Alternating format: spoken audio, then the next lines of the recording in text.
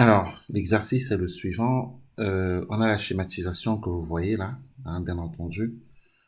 Ce schéma indique, représente un canon à électrons. Il indique le repère choisi pour étudier le mouvement d'un électron placé dans un champ électrique E uniforme. Donc, je rappelle que l'électron se trouve dans un champ. Un champ est créé ici entre deux armatures, d'accord? Un électron va partir, du moins, va entrer ici au niveau du point O, va suivre cette trajectoire pour ressortir au niveau du point T. D'accord? Et on a, euh, on a un repère pour étudier le mouvement de l'électron. C'est le repère OIJ. OIJ, comme ça. Voilà, c'est ce repère-là qui va nous permettre d'étudier le mouvement de l'électron. L'électron a pour masse petit m. Hein, l'électron a pour masse petit m. Et il a pour charge électrique Q égale moins E. Je rappelle que E, c'est la charge élémentaire. Et E est égal à 1,6 fois 10 puissance moins 19 coulombs. La vitesse initiale de l'électron est V0. Hein. Donc, au départ du point O, hein, ici, au départ du point O, l'électron a une vitesse qui est V0. Voilà. Je rappelle que le vecteur vitesse V0 se caractérise par sa direction, son sens, sa valeur, son point d'application. Donc, son point d'application, bien sûr, c'est le point O, hein, puisque le vecteur vitesse V0 est appliqué en haut. Sa direction, on voit très bien que sa direction, c'est l'horizontale, hein, voilà, puisque la trajectoire de l'électron est horizontale ici, bien entendu. Ou si vous préférez, la direction, c'est la droite OT. Droite OT. Le sens du vecteur vitesse V0, c'est du point O vers le point T. Donc on peut dire de O vers T. La valeur du vecteur vitesse V0, c'est V0. C'est V0, valeur qui ne nous est pas pour l'instant communiquée.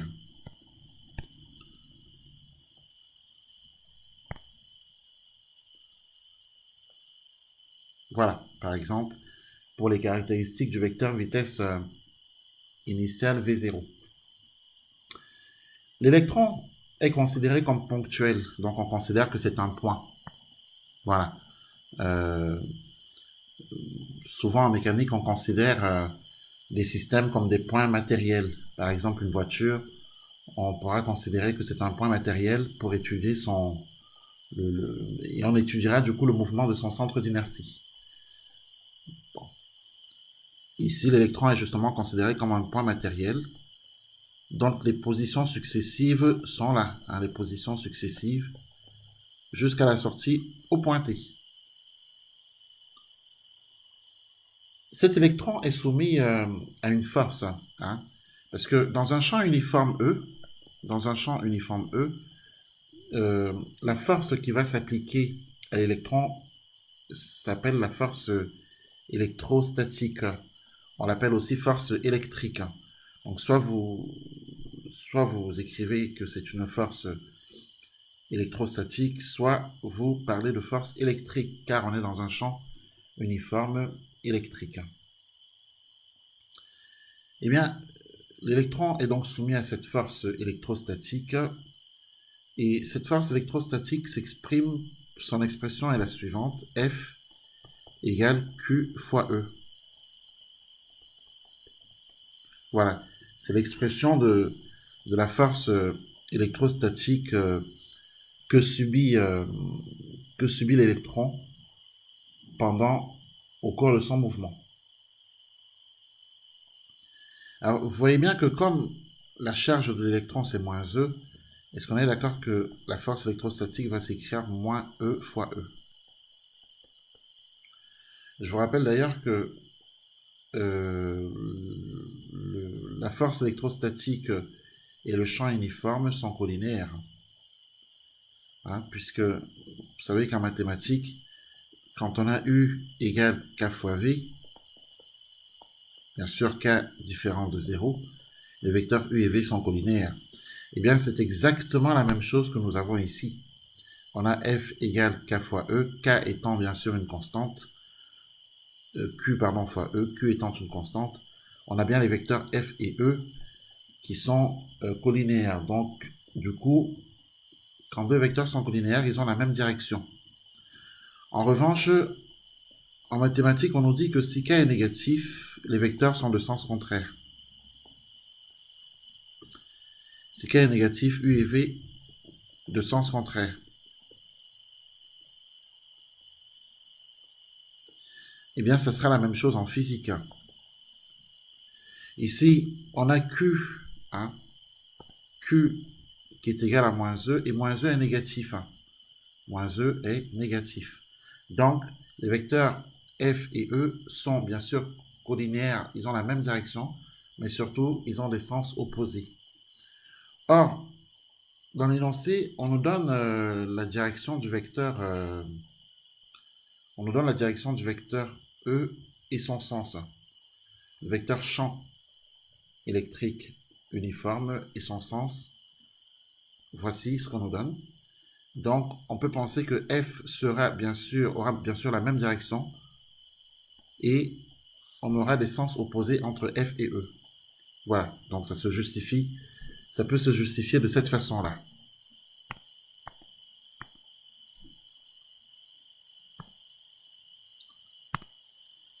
Voilà. Ensuite, il faut penser que dans un champ électrique uniforme, lorsqu'on étudie le mouvement d'un électron, hein, on l'a dit, il est soumis à une force qu'on appelle force électrostatique qui se détermine par l'expression suivante. Il faut penser que le poids de l'électron sera négligé devant la force électrostatique. Et dans l'exercice, on nous dit effectivement que le poids de l'électron est négligeable devant la force électrostatique. Donc, ça s'écrit comme ça, le poids de l'électron est très négligeable, très inférieur à la force électrostatique, au point de ne pas le considérer dans le bilan des forces. Donc,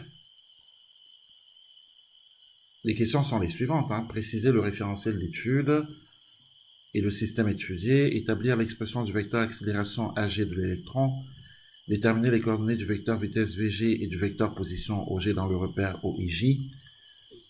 Et dernière question, en déduire la nature du mouvement de l'électron. Voilà l'exercice qui nous est proposé.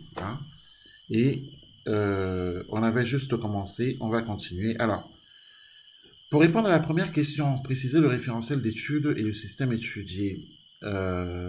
Pardonnez-moi, mais l'électron s'étudie dans un laboratoire. Ici, on a un canon à électrons. Donc, cette expérience, du moins, tout ce système est un laboratoire. Donc, on peut dire que on étudie le mouvement d'un électron par rapport au référentiel du laboratoire. Bon, c'est le référentiel terrestre, parce que le laboratoire est lui-même sur la Terre. Donc, c'est le référentiel terrestre supposé galiléen. Et je vous ai déjà expliqué que dans un référentiel galiléen, on peut appliquer les lois de Newton. Voilà. C'est d'ailleurs pour ça qu'on doit supposer le référentiel galiléen. Sinon, autrement, les lois de Newton ne pourraient pas s'y appliquer. Donc, on étudie le mouvement d'un électron par rapport au référentiel du laboratoire. Deuxième question, établir l'expression du vecteur accélération ag de l'électron. Alors, pour établir l'expression du vecteur accélération, vous devez savoir qu'il faut appliquer la deuxième loi de Newton. L'expression du vecteur accélération est issue de l'application de la deuxième loi de Newton. Partout, dans tous les exercices de mécanique. Dès lors qu'on demande l'expression du vecteur accélération, ça veut dire qu'il faut appliquer la deuxième loi de Newton. Parce que c'est elle, cette deuxième loi, qui donne le vecteur accélération, qui donne son expression. Voilà. Simplement, pour appliquer la deuxième loi de Newton, vous devez dire que le référentiel, vous devez supposer galiléen votre référentiel. Donc, il faut le dire, il faut que ça apparaisse quelque part. Autrement, ça pourra constituer une pénalité. Donc, dans le référentiel du laboratoire supposé galiléen, la deuxième loi de Newton s'écrit « Somme des forces extérieures égale à la masse fois le vecteur accélération du centre d'inertie ».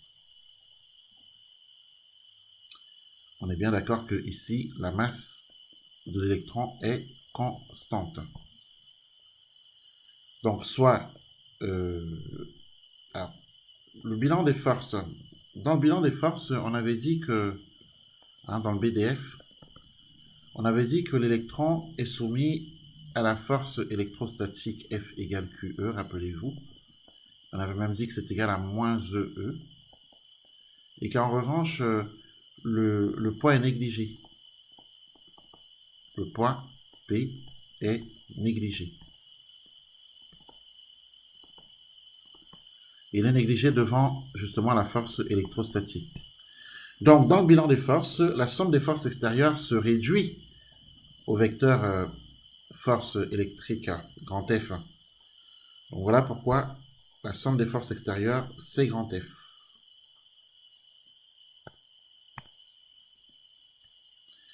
On a donc grand F qui est égal à M fois AG. Mais grand F, c'est Q fois E. C'est ce qu'on a ici. Donc, on a QE qui est égal à MAG. Et donc, du coup, Q, c'est moins E. Ça nous fait moins EE égale MAG. Donc, AG égale moins EE divisé par M. Le vecteur accélération et le vecteur champ uniforme sont colinéaires. La constante que nous avons ici, la constante moins EE qui apparaît ici, est une valeur strictement négative. Donc, les vecteurs AG et E sont colinéaires et de sens contraire. Voilà pourquoi le vecteur AG, on l'exprime comme ceci, par rapport à E. Donc, ça, ce sont les deux premières questions, bien entendu, de cet exercice. Alors ensuite, qu'est-ce qu'on demande? Alors évidemment, on est d'accord que ici, ce qu'on a écrit ici, c'est bien l'expression du vecteur accélération. On a répondu à la question posée là. Alors, le vecteur AG est égal à moins EE sur M. Maintenant, il va falloir, pour répondre à la question suivante, ce sont les équations horaires. On nous demande de déterminer les coordonnées du vecteur vitesse VG et du vecteur position OG dans le repère OIJ. Vous avez vu dans les exercices précédents, on avait fait des intégrations successives. Eh bien, là aussi, on va devoir faire des intégrations successives, notamment 2 intégrations successives pour obtenir toutes ces coordonnées. Donc, recherchons donc les composantes du vecteur accélération, les composantes de la vitesse et les composantes du vecteur position. Donc, on doit partir de l'expression du vecteur accélération issue de la deuxième loi de Newton. Et on doit se placer, bien sûr, dans le repère choisi, bien entendu, le repère choisi OIJ, dans lequel on étudie le mouvement d'un électron, sachant que celui-ci est placé dans un champ électrique uniforme. Donc, On va continuer ça.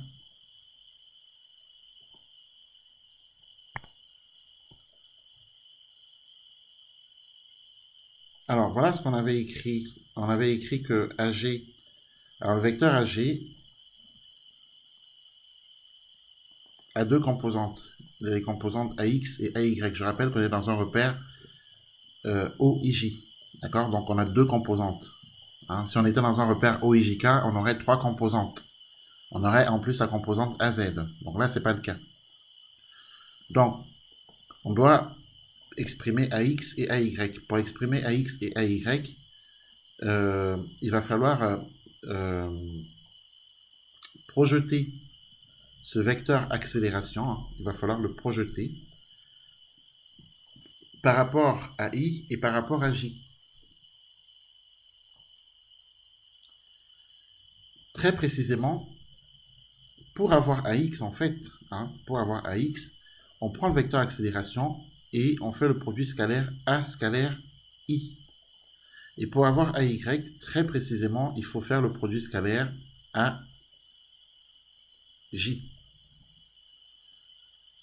C'est le produit scalaire AI qui donnera l'expression de AX. Et c'est le produit scalaire AJ qui donnera l'expression de AJ.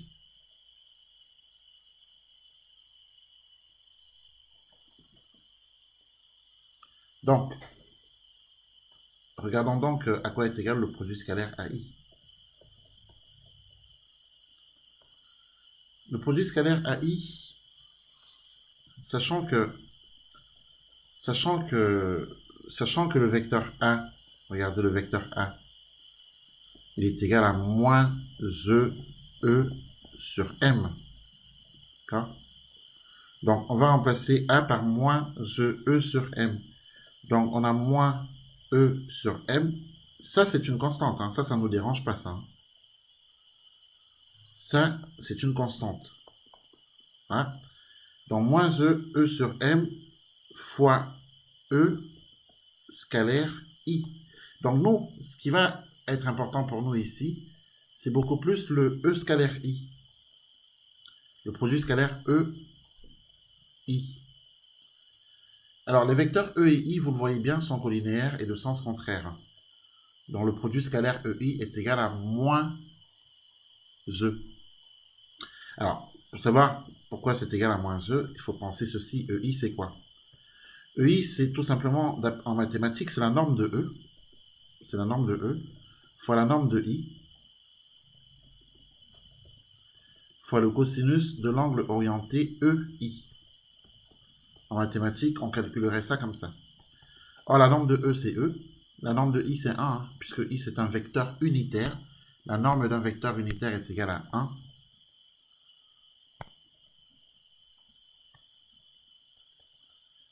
Et l'angle entre l'angle orienté EI, je rappelle que le vecteur I, il est comme ça. Le vecteur E, il est comme ça. D'accord?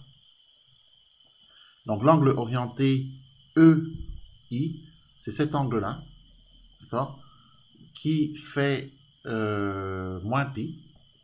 Mais on peut aussi le lire comme ceci, dans ce sens-là. Et à ce moment-là, il est égal à plus pi. Alors peu importe, hein. Plus pi ou moins pi, ça ne changera pas grand-chose. Donc, dans tous les cas, cosinus de moins pi est égal au cosinus de pi, de toutes les façons. Et c'est égal à moins 1. Hein, si vous regardez le cercle trigonométrique, l'axe des cosinus se trouve ici. Pi se trouvant ici, on est bien sûr à moins 1. Hein, puisque moins 1 se trouve là. Cos de pi, c'est moins 1. Donc, du coup, on peut marquer ici fois cos de pi ou fois cos de moins pi. Donc, ça nous fait bien E fois 1 fois moins 1. Et c'est égal à moins E. On voit bien que le produit scalaire qui est ici, il fait moins E.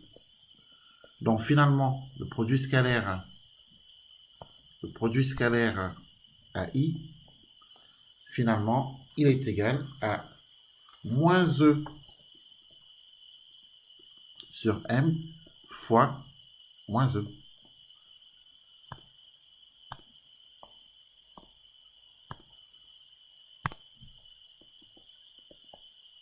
Et comme moins fois moins, c'est plus, eh bien, il est égal à E sur M. Donc, AX est égal à E sur M. Voilà pourquoi on avait trouvé ici E sur M. Voilà pour l'explication. Est-ce que c'est clair? Donc, c'est un produit scalaire qu'il faut calculer. J'espère que vous avez tout noté. Pour trouver la composante AX, vous faites le produit scalaire AI. Mais vous remplacez A par son expression qui est ici. Voilà, vous remplacez A par moins E sur M fois E. Et donc, du coup, ça revient à faire le produit scalaire EI, que vous appliquez comme en mathématiques. Et ensuite, vous trouvez AX. Et pour AY, c'est la même chose. Sauf que AY, on fait le produit scalaire AJ. Et là, ça va aller très vite parce que comme le vecteur A et le vecteur J sont orthogonaux, comme les vecteurs A et J sont orthogonaux, leur produit scalaire est nul. Donc la composante AY est égale à 0. C'est pour ça qu'on a 0 ici. D'accord? Donc 0 ici, c'est rapide car le vecteur accélération AG est orthogonal au vecteur J. Voilà. Et là, on a les composantes de l'accélération. De ces composantes, on va faire deux intégrations successives pour obtenir les coordonnées du vecteur vitesse par rapport au temps et les coordonnées du vecteur position par rapport au temps. Bien sûr, on devra utiliser les conditions initiales à la date t égale 0 secondes, notamment pour déterminer les constantes d'intégration portant sur la vitesse et sur le vecteur position. Voilà. Donc, si on résume, ça veut dire que nous avons le vecteur accélération du centre d'inertie qui a les composantes suivantes. AX égale E sur M E et AY qui est égal à 0. Voilà où nous nous trouvons. Voilà. Alors on pourrait par exemple donner les coordonnées du vecteur E. Le vecteur E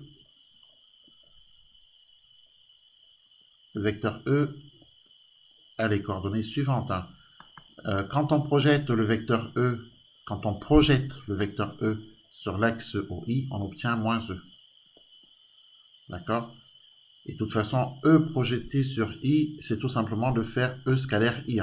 Et E scalaire I, vous l'avez vu, c'est moins E. Et quand on projette le vecteur E sur l'axe OJ, c'est 0, puisque le vecteur E est orthogonal à l'axe OJ. Et puis de toutes les façons, E scalaire J, c'est 0.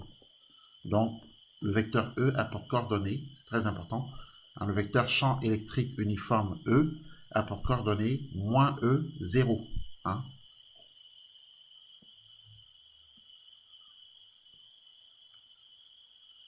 Alors, ce qui nous intéresse maintenant, ce sont les composantes du vecteur vitesse VG du centre d'inertie, c'est-à-dire Vx et Vy. Bon. Pour obtenir ces composantes, il faut qu'on intègre les composantes de l'accélération, qu'on les intègre par rapport au temps. Je rappelle que le vecteur accélération, c'est la dérivée du vecteur vitesse par rapport au temps. D'accord? Alors ça, on peut l'écrire. Le vecteur accélération, c'est la dérivée du vecteur vitesse par rapport au temps. D'accord? On a l'accélération AX, du coup, qui est égale à dvx sur dt. D'accord? Donc, si je veux trouver Vx, je dois intégrer AX par rapport au temps. Donc, on détermine Vx en intégrant AX par rapport au temps. Or, AX, c'est quoi? AX, c'est ce qu'on a trouvé tout à l'heure. AX, c'est E sur M fois E. Donc, si je dois intégrer AX par rapport au temps pour déterminer le Vx, eh bien, je vais écrire que Vx, c'est E sur M fois E. multiplié par t, hein, puisque là, j'intègre là. Hein, là j'ai une primitive là. J'ai une primitive de E sur M fois E, par rapport au temps, par rapport à t. D'accord?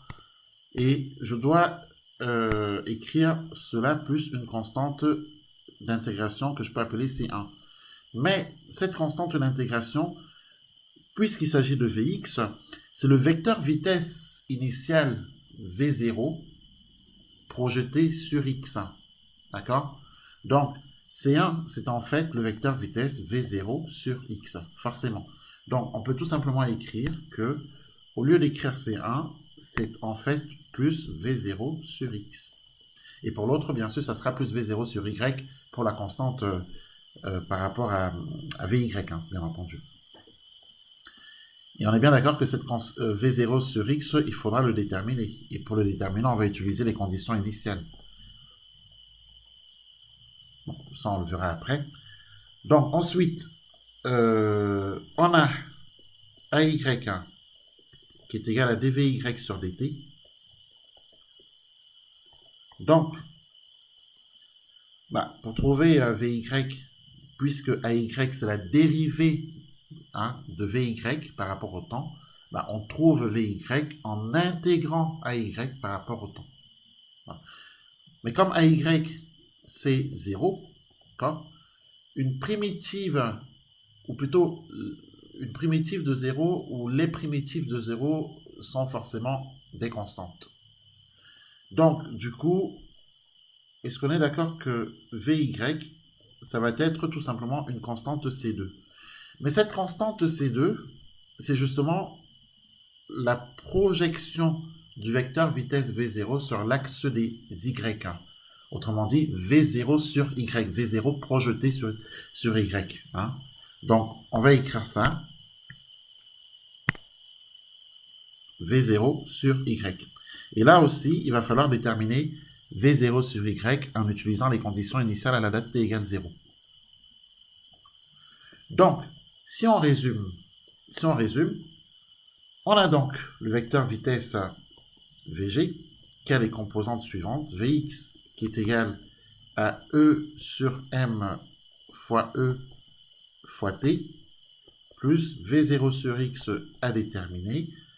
Et on a Vy qui est égal à V0 sur Y à déterminer également. Ensuite, il nous faut déterminer les composantes du vecteur position.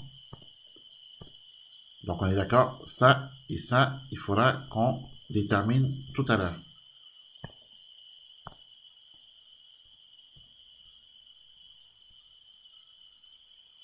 Alors ici, on aurait pu marquer composante du vecteur vitesse.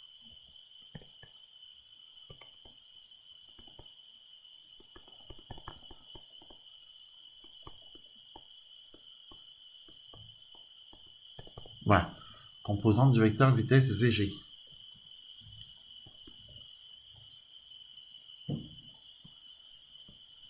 Et ici, on va marquer composante du vecteur position.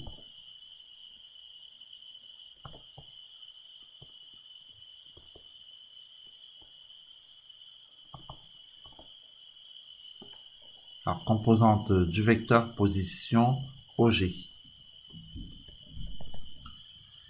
Alors, pour déterminer les composantes du vecteur position OG, d'abord, il faut penser que ce sont les composantes X et Y. Voilà.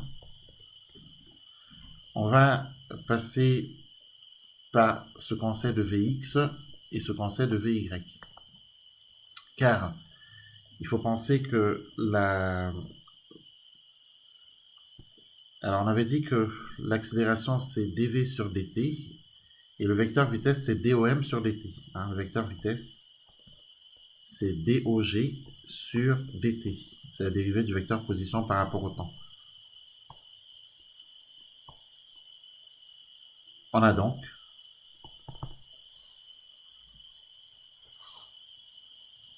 Vx qui est égal à dx sur dt.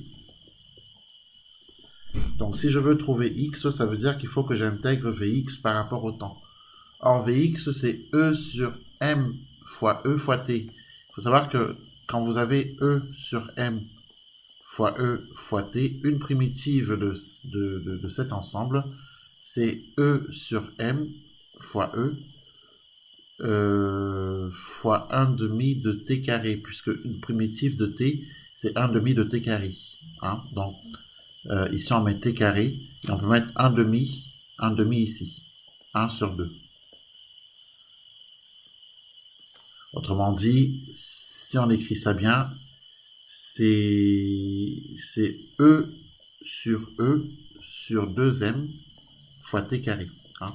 Et voilà, sachez-le, une primitive en tout cas de T, hein, quand on a T, c'est 1 demi de T carré.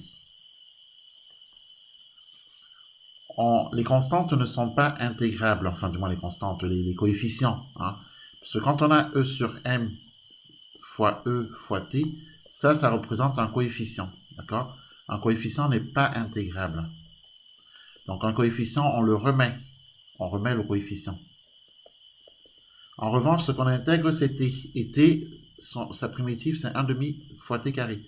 Donc comme on intègre T, donc fois 1 demi fois T carré. Et c'est pour ça que cet ensemble donne bien ce qu'on a ici. Voilà. Donc, du coup, on va écrire que on a E fois E sur 2M fois T carré pour justement ceci, puisqu'après, il faut intégrer V0 sur X aussi. Hein. Bon, V0 sur X, c'est une constante, donc pour l'intégrer, c'est pas compliqué puisque c'est V0 sur X fois T, et plus une constante d'intégration qui sera la valeur de X à la date T égale 0. Sauf que à la date T égale 0, pardon, pas la valeur de X, la valeur de la vitesse. De la vitesse à la date T égale 0, mais par rapport à X. Or, la vitesse initiale nous a dit que c'est V0. Et par rapport à X, c'est donc V0 sur X. Pour la vitesse... Ah non, en fait, on est sur la position, excusez-moi. Donc, on recherche sur la position, donc c'est X, ça va être X0, hein, puisque le système entre dans le champ électrique à partir du point O. Donc, ça va être X0. Hein. La constante d'intégration, c'est X du point O. Voilà.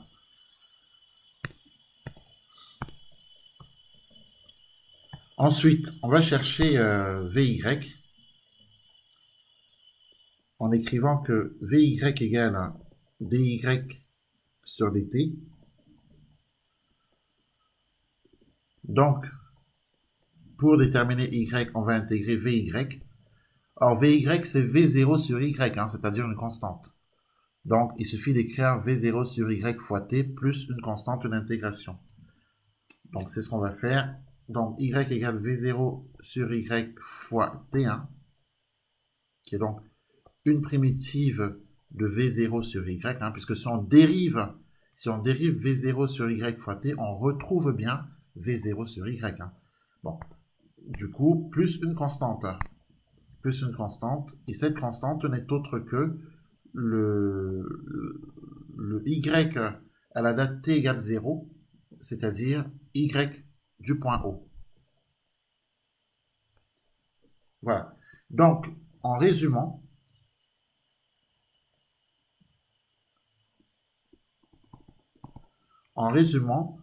on a le vecteur position OG qui a les coordonnées suivantes. X égale, donc E sur 2M fois E fois T carré, plus V0 sur X fois T plus X0. X0, valeur d'ailleurs qu'il faudra déterminer. Hein. Bon, ça c'est pas très compliqué puisque le point O a pour coordonnées 0, 0 dans le repère OIJ. Donc évidemment, le 0 qui est ici, ça représente X du point O, et celui qui est ici représente Y du point O. Donc, très précisément, quand on se retrouve à la date t égale 0, hein, à la date t égale 0, le système, c'est-à-dire l'électron, se trouve au point O. Donc, à la date t égale 0, le point G et le point O se confondent. Donc, le vecteur OG, c'est en fait le vecteur nul, hein, puisque G et O se confondent à t égale 0. Donc, le vecteur OG étant le vecteur nul, bah, ses coordonnées sont 0, 0, tout simplement. Bon. Dans tous les cas, pour Y, on a trouvé V0 sur Y fois T plus Y0. Voilà. Valeur également ici à déterminer et on sait maintenant que c'est égal à 0. C'est maintenant qu'il nous faut utiliser les conditions initiales pour déterminer V0 sur X, V0 sur Y, X0, Y0, hein, puisque maintenant c'est ça qui nous manque pour pouvoir conclure avec cette question. Donc, pour y arriver, on va passer par les conditions initiales. D'accord? Donc, condition initiale, ça veut dire quoi? Ça veut dire que il va falloir qu'on recherche les coordonnées du vecteur vitesse V0. D'accord? Il va falloir qu'on recherche les coordonnées les coordonnées du vecteur position OG à la date t égale 0. Bon, ça c'est trouvé, on avait dit que c'était 0, 0. Donc, on écrit condition initiale.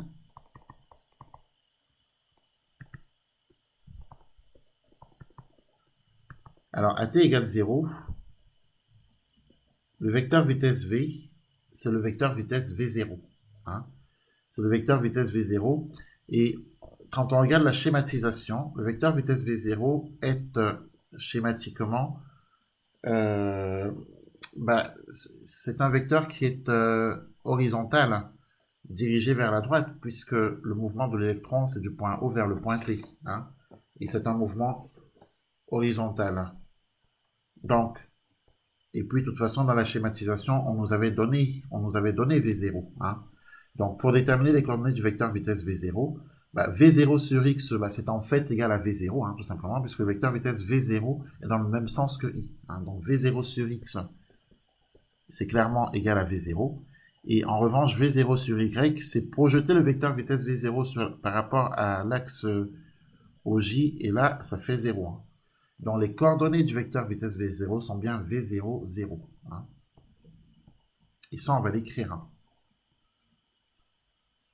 Donc, le vecteur vitesse V à la date t égale 0 a pour coordonnées V0, 0.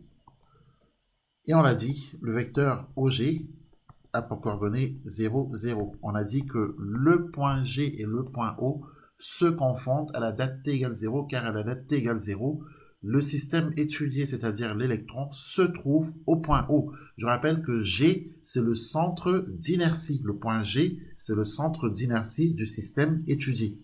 Donc, à partir du moment où le point G, ou le centre d'inertie du système étudié se trouve au point O, ça veut dire que le vecteur OG, c'est le vecteur nul. Donc, ça veut dire que le vecteur OG a les coordonnées 0, 0. Donc, et il se trouve précisément que le 0 qui est ici, c'est x0, et le 0 qui est ici, c'est y0. Donc, est-ce qu'on est d'accord que à partir de là, on peut donc finalement donner nos équations horaires? Pour l'accélération, on a AX égale E sur M fois E. On a AY qui est égal à 0. Les coordonnées du vecteur vitesse VG sont finalement Vx égale E sur M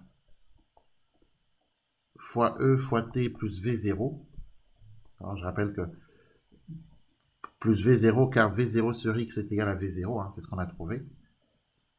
Vy est égal à 0, on avait trouvé que V0 sur Y c'est 0. Je rappelle que V0 ici, c'est V0 sur X, c'est la projection du vecteur vitesse V0 par rapport à l'axe des X. Et ici, le 0 qu'on a trouvé, c'est V0 sur Y, c'est-à-dire la projection du vecteur vitesse V0 par rapport à l'axe des Y.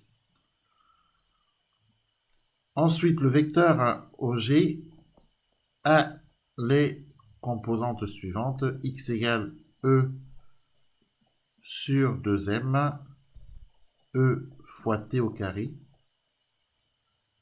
plus V0 fois T. Et on a ici Y, bien sûr, égale 0. Voilà pour cette question numéro 3. Donc, on est bien d'accord que pour obtenir le vecteur vitesse Vg, puis le vecteur OG position, on est passé par deux intégrations successives. Hein. Donc, on est passé par deux intégrations successives, lesquelles d'ailleurs nous ont introduites des constantes d'intégration, notamment les constantes d'intégration V0 sur X, V0 sur Y, X0 et Y0. Hein. Et les constantes d'intégration qu'on obtient, on est bien d'accord, à la date t égale 0 secondes, c'est ce qu'on appelle les conditions initiales, qu'on obtient à la date t égale 0 secondes. Voilà pour la réponse à la question 3 de cet exercice. Alors, la dernière question de cet exercice. Dernière question de cet exercice, on nous demande d'en déduire la nature du mouvement de l'électron. Alors, la nature d'un mouvement, un mouvement peut être, rappelez-vous, peut être circulaire, il peut être uniforme, il peut être rectiligne, non uniforme, etc. Bon, dans tous les cas, on nous demande ici de déterminer la nature du mouvement hein, de l'électron. Bon, a priori, quand on regarde la schématisation, étant donné que l'électron évolue schématiquement, en tout cas en ligne droite, on peut penser que le mouvement est rectiligne. Bon, il va falloir qu'on puisse prouver tout ça, mais bon, pour démontrer ici et justifier ici la nature du mouvement, on doit utiliser les équations horaires. Hein. Donc les équations horaires qu'on vient de déterminer, puisque c'est elles qui doivent nous permettre de justifier là. Hein.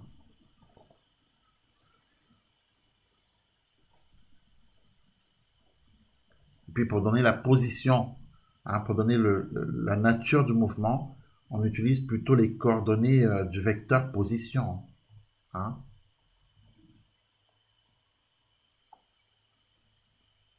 Et quand on regarde le vecteur position, on voit bien que y égale 0, donc le vecteur position, on peut constater que tout se passe par rapport à i, hein, tout s'effectue, le mouvement, on peut constater que le mouvement de l'électron s'effectue suivant i, hein. Mouvement de l'électron, le mouvement de l'électron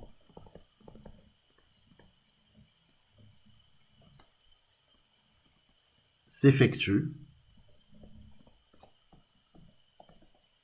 suivant i. Donc à partir du moment où le mouvement s'effectue suivant i, pourquoi il s'effectue suivant i? Parce que y égale 0.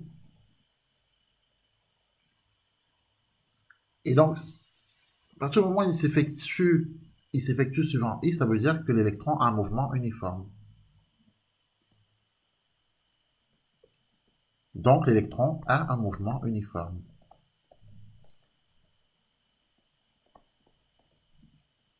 Enfin, pardon, un mouvement, excusez-moi, un mouvement rectiligne, je voulais dire.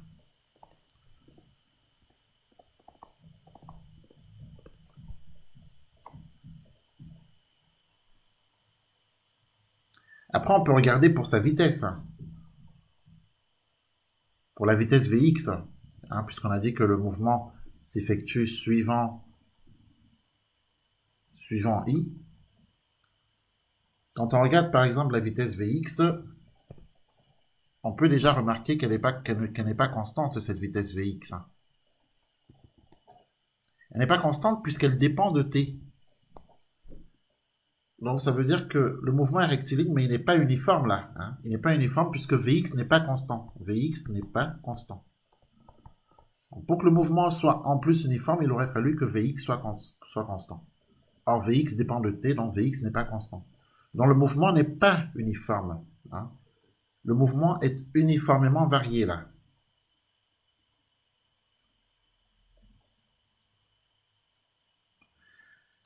Après, c'est pas tout. Il faut regarder le vecteur accélération cette fois-ci.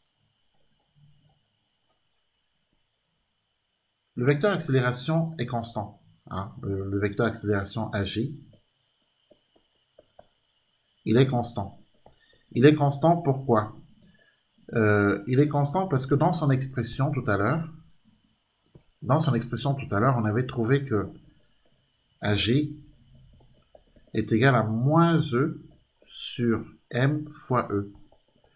Or, dès le début, on nous a dit que le vecteur E est uniforme. C'est le vecteur champ électrique qui est uniforme. Il est le même partout. D'accord? Ce qui veut dire que le vecteur E est constant.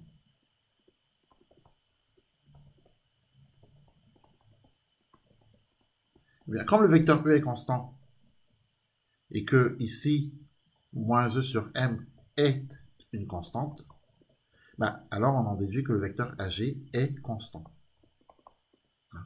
Puisque le produit de deux constantes est une constante.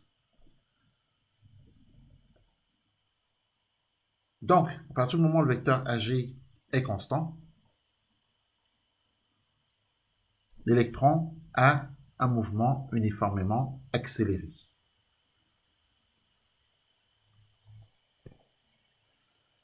Donc ça, on va le rajouter.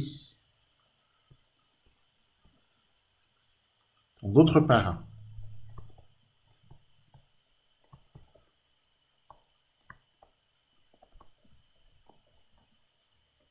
le vecteur AG est constant.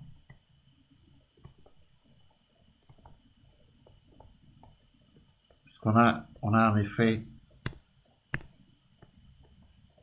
AG qui est égal à moins E sur M fois E. Donc on peut dire que l'électron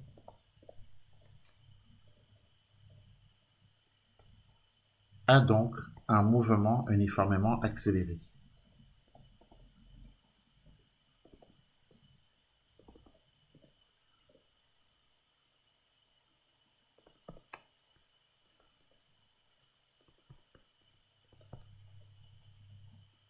Voilà. Est-ce que vous avez des questions?